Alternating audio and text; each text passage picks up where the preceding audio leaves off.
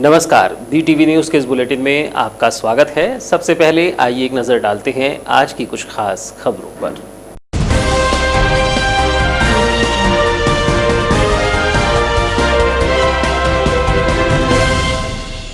शक्ति की भक्ति में होगा कोरोना का अंत, मूर्तिकारों और टेंट व्यवसायियों को राहत, सजेंगे सार्वजनिक दुर्गोत्सव समितियों के दरबार। कोरोना नियमों का करना होगा पालन, आस्था और उमंग का दिखेगा संगम। प्रशासन ने की मिल खोलने की कार्यवाही, सील किया गया गोदाम और वेयर हाउस भी खुला। EOW कर रही है अमानक चावल मामले की जांच। टिटवा के ढीमर मछुआ समाज के लोगों ने मांगों को लेकर कलेक्ट्रेट में दिया धरना। तालाब में मछली मारने देने की मांग, तहसीलदार ने समझाइश देकर कार्यवाही करने का दिया आश्वासन।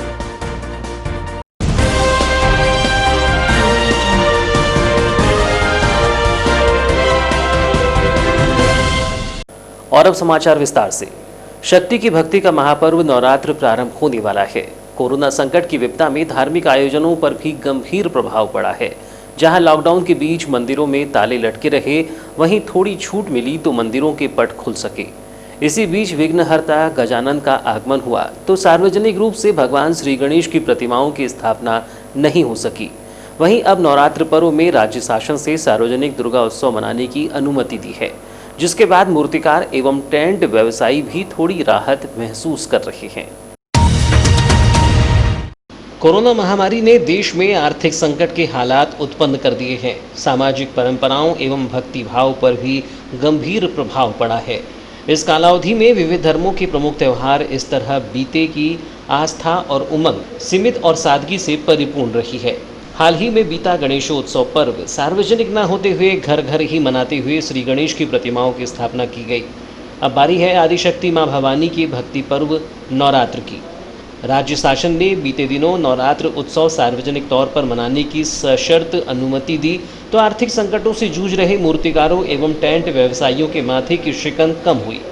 लेकिन मूर्तिकार तो अब भी असमंजस में हैं कि माता रानी की प्रतिमाओं की ऊंचाई कितनी होगी, यह स्पष्ट नहीं है। वहीं मूर्तिकारों का कहना है कि सार्वजनिक दुर्गा उत्सव समितियां मूर्ति स्थापना तो करेंगी, लेकिन मूर्ति निर्माण के ऑर्डर नहीं मिल पा रही हैं। नवरात्र पर्व आने में अधिक समय नहीं है, ऐसे में आवश्यक तैयारियों को लेकर मूर्तिकार जुट चुके हैं।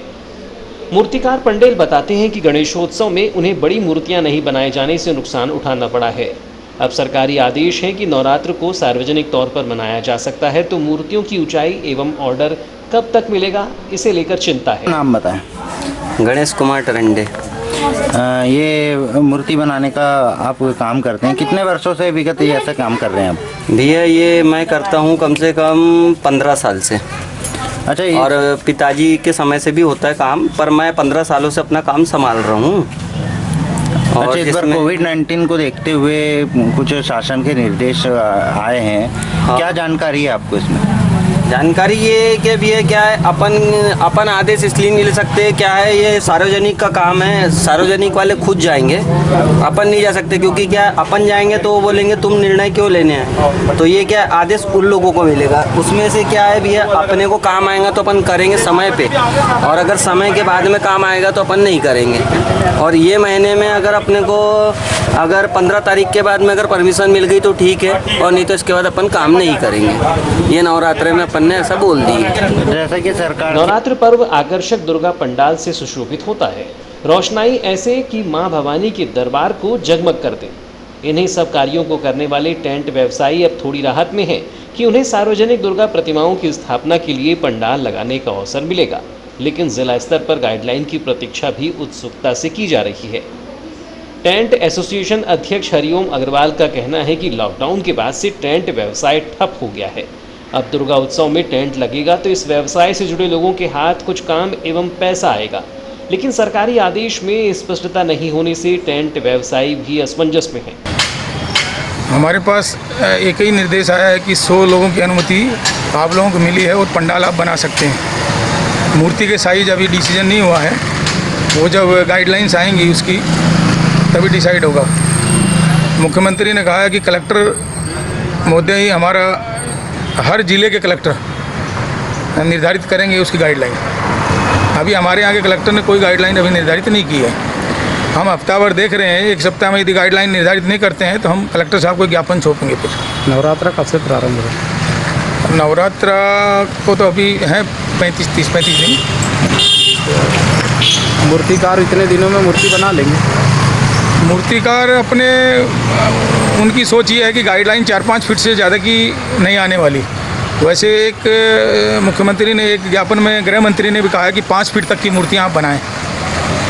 अब 5 फीट की मूर्ति में मूर्तिकार का पेट तो भरने वाला है नहीं, उसके बावजूद भी लोग बना रहे हैं 5 फीट की मूर्ति। बहुत बड़ी मूर्ति बनाने के लिए उनके पास समय भी नहीं है, 2-3 महीने एक मूर्ति को लगता है बड़ी।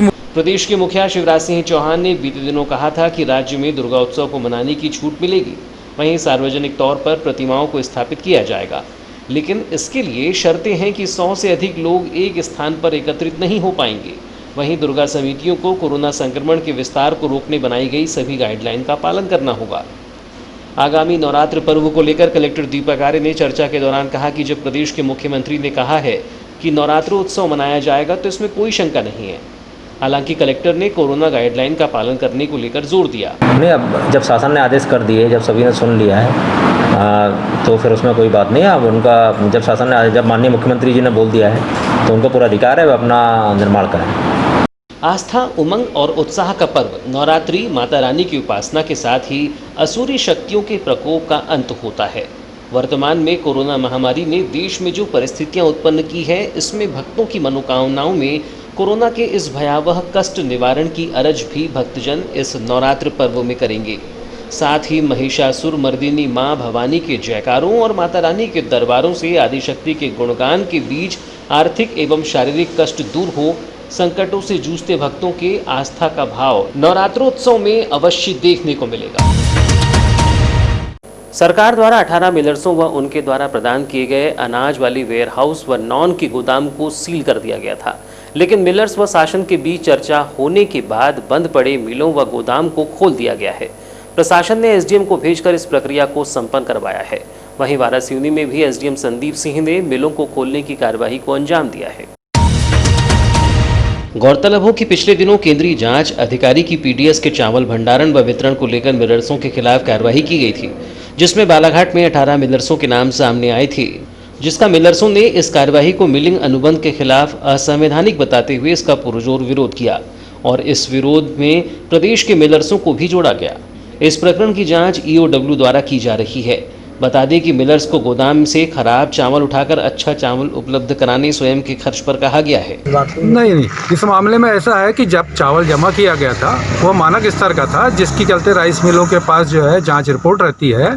परंतु कई बार प्रकृति के, आपको जैसे मालूम है कि अभी विपदा चल रही है कोविड-19 की, और क्या बोलते हैं लगातार, तो उसके कारण जो है अमानक चावल उसको माना गया है। ऐसा कुछ भी नहीं है कि चावल जो है खाने योग्य नहीं है।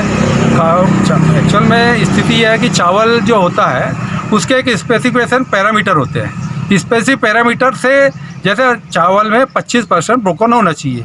25% यदि ब्रोकन की जगह यदि उसमें 26% ब्रोकन पाई जाती है तो उस चावल को भी अमानक माना जाता है। चावल खाने योग्य नहीं रहता, ऐसा कहना बिल्कुल गलत है। नहीं, कुल मिला के ये कहेंगे आपकी शासन के द्वारा जो कार्रवाई की गई है वो अनुचित थी। शासन तो अपनी कार्रवाई करता रहता है और शासन जो है उसमें किसी प्रकार का यदि कोई कमी पाई जाती है तो उसको सुधरवाने के लिए जो है राइस मिलर्स अपने अनुबंध के अंतर्गत करता है। जिले के ग्राम पंचायत टिटवा के ढीमर मछुआरों ने ग्राम कटेगांव के पास का बड़ा तालाब भांडावाही का हक अधिकार व मत्स्य खेत करने के लिए 10 वर्षीय पट्टा प्रदान करने की मांग को लेकर आज कलेक्टर कार्यालय पहुंचकर तहसीलदार को ज्ञापन सौंपा। अपनी मांगों को लेकर ग्रामीणजन कलेक्टर में ही धरना देकर बैठ गए। इस संबंध में ढीमर मछुआरों ने बताया कि ग्राम टिटवा एवं हिरमू टोला के समस्त ढीमर मछुआरों की संख्या करीब 25 से 30 है, जो गरीबी रेखा के नीचे जीवन यापन करते हैं। सभी भूमिहीन, बेरोजगार व गरीब हैं, जो मछली मारकर बेचकर अपना व परिवार का पालन पोषण करते हैं। गत 4 वर्षों से हम सभी मछुआरों ने कई बार मत्स्य व डीआर कार्यालय, कलेक्टर कार्यालय एवं सीएम हेल्पलाइन में आवेदन दिया है, लेकिन आज दिनांक तक हम गरीब मछुआरों को कोई न्याय नहीं मिला। ग्राम पंचायत टिटवा का भांडावाही तालाब का पट्टा अवधि जून 2020 को समाप्त हो चुकी है। कलेक्टर कार्यालय द्वारा 1 माह पूर्व ग्राम पंचायत टिटवा को ढीमर मछुआरों को 10 वर्षीय पट्टे की कार्यवाही करने आदेश पत्र भिजवाया जा चुका है। इसके बावजूद भी कोई पट्टे की कार्यवाही नहीं हो पा रही है। 2008 की मछुआ नीति एवं निर्देश में स्पष्ट उल्लेख है कि प्रथम प्राथमिकता ढीमर मछुआरों को मत्स्य खेट करने का अधिकार है। बावजूद इसके आदिवासी समाज के लोग तालाब में मछली मार रहे हैं। उन्होंने कलेक्टर से मांग की है कि 5 दिन के भीतर कोई कार्रवाई नहीं की जाती है तो आंदोलन किया जाएगा। ज्ञापन सौंपने पहुंचे दशाराम केवट ने बताया कि टिटवा गांव के ढीमर समाज के लोग हैं। करीब 25 से 30 मछुआरे बेरोजगार पड़े हैं। कटे गांव के पास भांडावाही तालाब है जो 7 हेक्टेयर का है, लेकिन इस तालाब में टिटवा के मछुआरों को मछली मारने नहीं दिया जा रहा है।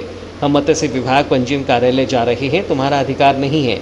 समिति का पंजीयन हो गया है, हम मछुआरे हैं, हमारा अधिकार है मछली मारना, लेकिन समनापुर के दूसरे गांव के मछुआरों को मछली मारने ला रही हैं। एक भांडावई तालाब है, जल क्षेत्र 7 हेक्टेयर का। वहाँ पे कुछ आदिवासी और कुछ ढीमर समाज मिली हुई है। वो क्या करते हैं? वो क्या कर रहे हैं, हम 25 लोग कम से कम बेरोजगार मछुआरा पड़े हुए हैं, जात के ढीमर है, हमको धंधा नहीं मिल रहा है। मत्स्य विभाग जा रहे हैं, पंजीयन अधिकारी जा रहे हैं, वो बोलते हैं तुम्हारा अधिकार नहीं है, बोलते हैं रजिस्ट्रेशन हो गया समिति का। क्या हमारे जात के मछुआरा है, हमारा क्या अधिकार नहीं है? हम कहाँ जाए बताओ आप? समनापुर वालों को मिला, समनापुर के दूसरे गांव के मछुआरा मारने ला रहे हैं मछली।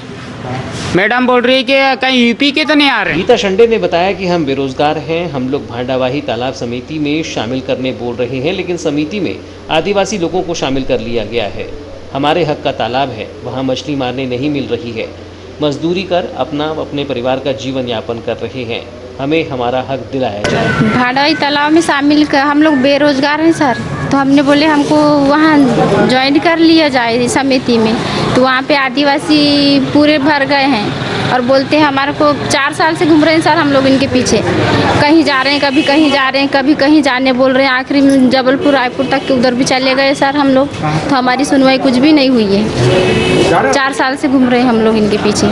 बोलते हैं 4 दिन में 8 दिन में आ जाएंगे, आपके गाँव में चेक करेंगे, उसके बाद ही में बताएंगे। बस ये वाला यानी कि बोल रहे हैं, सभी कोई बोल रहे हैं, और होना जाना कुछ नहीं है। हम लोग बेरोजगार लोग हैं, मजदूरी करके लाते हैं और हमारे बच्चों का पालन पोषण करते हैं। जब हमारे हद का है तालाब तो वो हमारे को नहीं मिल रहा है, आदिवासी लोग मछली मार रहे हैं। तहसीलदार रामबाबू देवांगन ने कहा कि टिटवा गांव के मछुआ समाज के लोग अपनी समस्या को लेकर आए थे। इनकी मांग है कि हमें मछुआ समिति में जगह दी जाए। इनका रजिस्ट्रेशन को लेकर विवाद चल रहा है, इसके लिए एक कमेटी भी बनाई जा रही है और नियम के अनुसार कार्रवाई की जाएगी। अभी जैसे हमको प्रशासन से जानकारी मिली कि कुछ लोग यहाँ पर टिटवा पंचायत से कुछ ढीमर समाज के लोग हैं जो अपनी कुछ जो समस्याएं उसको लेकर यहाँ उपस्थित हुए थे, तो उन्होंने अपना ज्ञापन कलेक्टर महोदय को दे दिया है।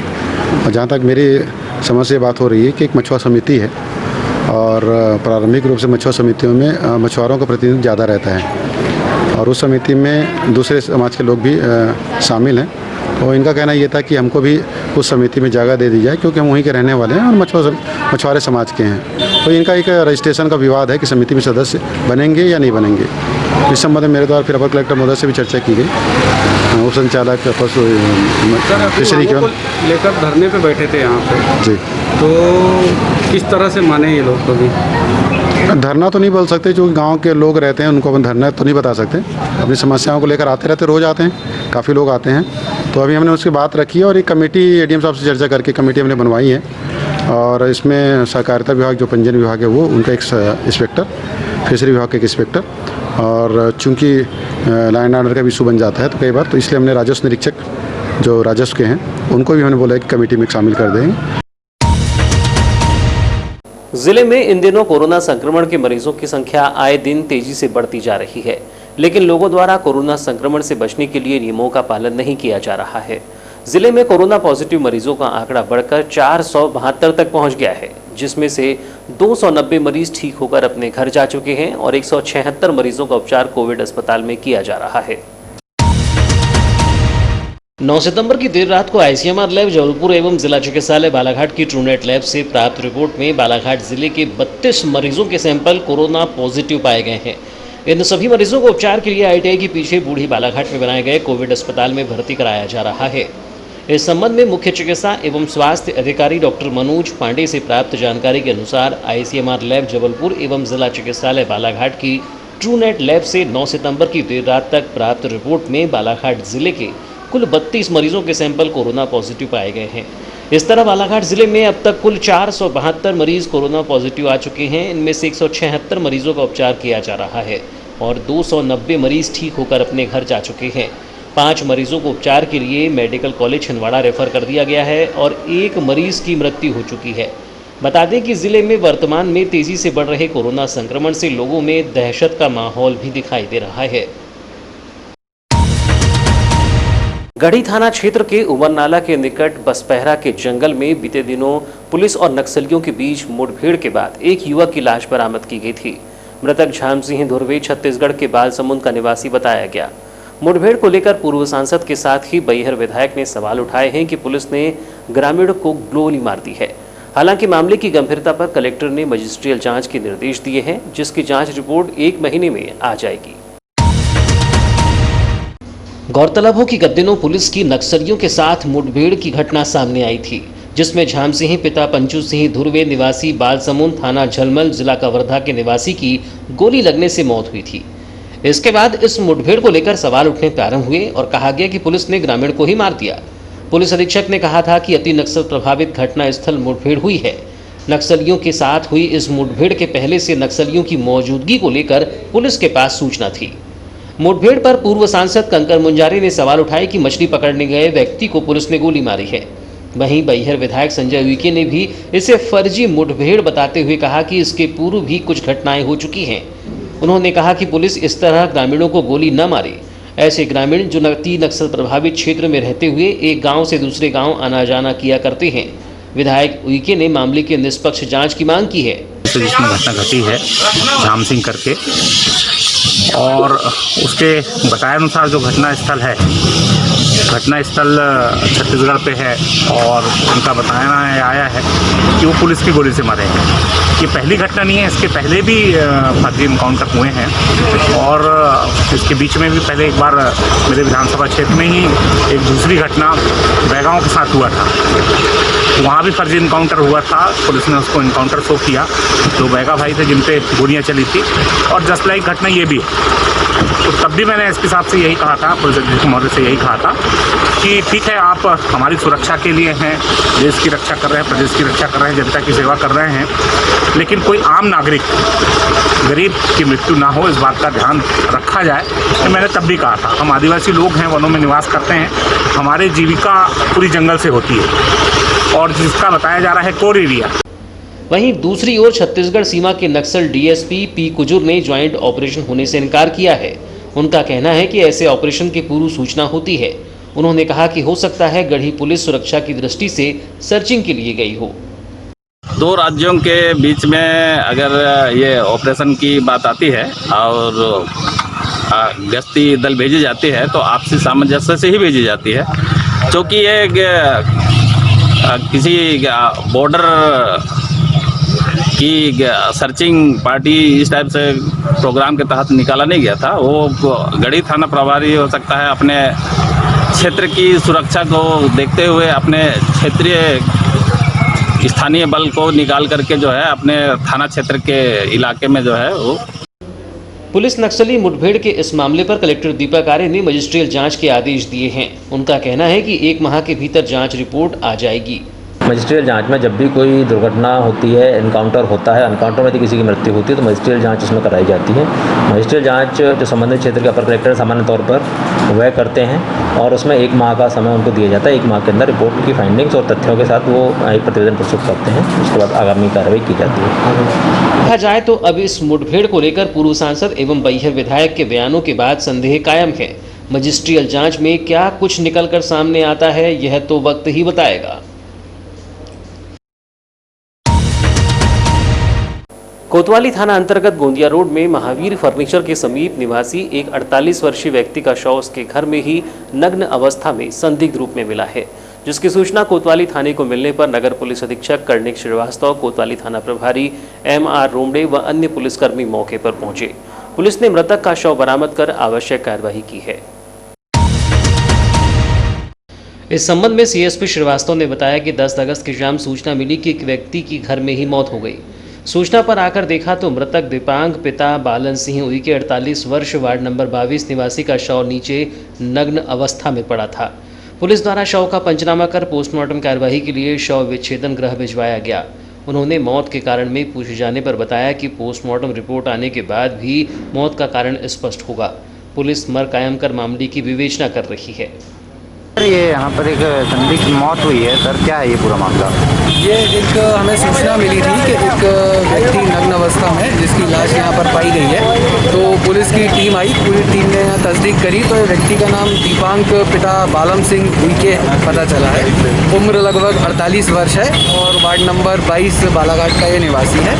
तो उसकी लाश मिली है। अभी हमने यहाँ पर तलाशी पंचनामा और शव पंचायतनामा की कार्रवाई की जा रही है और बॉडी को अभी तत्काल पीएम के लिए भेजा जा रहा है। पीएम के बाद मृत्यु का कारण जो है वो स्पष्ट हो जाएगा, उसके बाद आगे वैधानिक कार्रवाई की जाएगी। सर प्रथम दृष्टि क्या लग रहा है? प्रथम दृष्टया इसमें कुछ भी कहना मुश्किल है, ठीक है, क्योंकि बॉडी थोड़ी सी पुरानी लग रही है। तो पीएम के बाद डॉक्टर के ओपिनियन के बाद ही हम आगे की वैधानिक कार्रवाई करेंगे।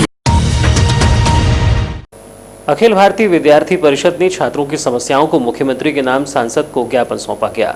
परिषद के अधिकारियों ने बताया कि महाविद्यालय में प्रवेश प्रक्रिया प्रारंभ हो गई है, जिसके चलते विद्यार्थियों के हितों को देखते हुए शासन से छात्र हित में निर्णय लेने की मांग की गई। इस संबंध में अखिल भारतीय विद्यार्थी परिषद के अध्यक्ष राहुल पटले ने बताया कि पीजी कॉलेज में छात्र की अपेक्षा छात्राएं भी अधिक प्रवेश लेना चाहती हैं, जिससे पीजी कॉलेज में कम प्रतिशत के चलते छात्रों को प्रवेश नहीं मिल पाता है। छात्राओं की पीजी कॉलेज में अधिक भागीदारी है, जिससे छात्रों को प्रवेश के लिए वंचित होना पड़ता है। परिषद ने मांग की है कि छात्रों के प्रवेश का प्रतिशत आरक्षित किया जाए। इस बारे में सांसद प्रतिनिधि गौरव श्रीवास्तव ने कहा कि अखिल भारतीय विद्यार्थी परिषद द्वारा अपनी मांगों के संबंध में बताया गया कि जिले के ग्रामीण अंचलों से गरीब परिस्थिति के छात्र महाविद्यालय में प्रवेश के लिए आते हैं, लेकिन पीजी कॉलेज में छात्राओं द्वारा अधिक संख्या में प्रवेश लेने से छात्र प्रवेश से वंचित हो जाते हैं। उन्होंने कहा कि पीजी कॉलेज में छात्रों के प्रवेश को पहली प्राथमिकता दी जाए व छात्राओं को कन्या महाविद्यालय में प्रवेश दिया जाए। जटाशंकर त्रिवेदी महाविद्यालय में माननीय सांसद महोदय जी का प्रतिनिधि हूँ। आज अखिल भारतीय विद्यार्थी परिषद के द्वारा कुछ मामला मेरे संज्ञान में लाया गया है, जिसमें उनके द्वारा यह कहा गया है कि हमारे कुछ छात्र जो गरीब परिस्थितियों के हैं और बाहर से आकर के पढ़ाई करना चाहते हैं, लेकिन चूंकि यहाँ पर 2 कॉलेज हैं, एक महिला महाविद्यालय भी है और एक संयुक्त महाविद्यालय भी है। तो जो महिला महाविद्यालय में हमारी छात्राएं वहाँ पर एडमिशन न लेते हुए ज़्यादातर वो चाहती हैं कि जटाशंकर त्रिवेदी महाविद्यालय में एडमिशन लिया जाए, जिसके कारण हमारे यहाँ के छात्रों को एडमिशन लेने में थोड़ी, जो हमारी छात्राएं हैं उनको महिला महाविद्यालय में एडमिशन दिया जाए और जो पुरुष वर्ग के छात्र हैं उनको पहले एडमिशन दिया जाए, ताकि ज़्यादातर सीटें पुरुष वर्ग के माध्यम की बढ़ें। महिला महाविद्यालय के लिए तो ऑलरेडी एक यहाँ पर महाविद्यालय खुला हुआ है। भरवेली थाना अंतर्गत ग्राम पिपरोटोला निवासी सुखदेव मडावी के 5 वर्षीय पुत्र प्रदीप की लाश गांव के समीप ही नाले में मिली है। मामले की सूचना भरवेली थाने को मिलने पर पुलिस ने मौके पर पहुंचकर बालक के शव को बरामद कर पंचनामा व पोस्टमार्टम कार्यवाही कर मर कायम किया है। मामले के संबंध में मृतक के पिता सुखदेव ने बताया कि वह अपनी पत्नी के साथ घर पर नहीं था, काम में चले गए थे। मृतक प्रदीप घर में ही था, जो खेलते खेलते कहाँ चला गया, शाम को घर नहीं लौटा। जब शाम को काम से घर वापस लौटे और प्रदीप को गांव में आसपास व पहचान वालों के घर ढूंढा गया, लेकिन कोई जानकारी नहीं मिली। दूसरे दिन सुबह गांव के समीप ही नाले में एक महिला कपड़े धोने गई, जिसे एक बालक की लाश दिखाई दी, जिससे गांव में आकर बताया। इसकी सूचना भरवेली थाने को दी गई। पुलिस ने मौके पर पहुंचकर बालक का शव बरामद कर आवश्यक कार्रवाई की। पुलिस मामले की विवेचना कर रही है। और अब अंत में चलते चलते आइए एक नजर डालते हैं आज की कुछ खास खबरों पर।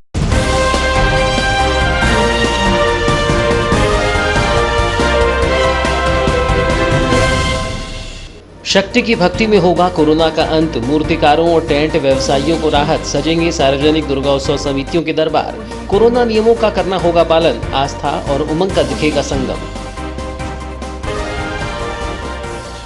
प्रशासन ने की मिल खोलने की कार्यवाही, सील किया गया गोदाम और वेयर हाउस भी खुला। ईओडब्ल्यू कर रही है अमानक चावल मामले की जांच। टिटवा के ढीमर मछुआ समाज के लोगों ने मांगों को लेकर कलेक्ट्रेट में दिया धरना। तालाब में मछली मारने देने की मांग, तहसीलदार ने समझाइश देकर कार्यवाही करने का दिया आश्वासन।